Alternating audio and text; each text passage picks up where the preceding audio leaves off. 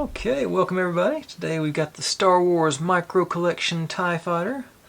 I've lost all the stickers off its things. It's a battle damage effect. You got the button back here and it's supposed to make it look like it crashed. And then snap back into place. It's that rubberized plastic on the inside. I'm a little surprised it has survived this long.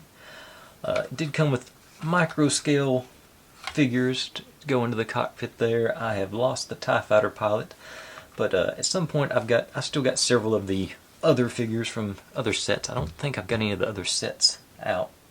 No, I don't think the other sets have survived anyway. But I had several of them. I had a couple of Bespin, a couple of Hoth.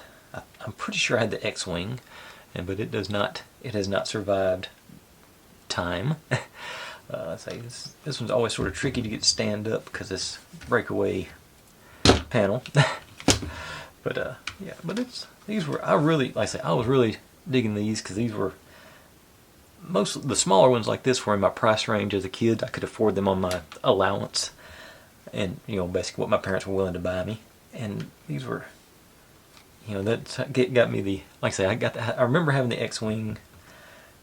And I remember this being, even with this thing flopping around, I used to love flying these things. But yeah, I really enjoyed the playset aspect of this, and it was actually zero posability on the figures. They were, little die-cast metal figures about yay tall, and they just scaled to these things, so that was fun.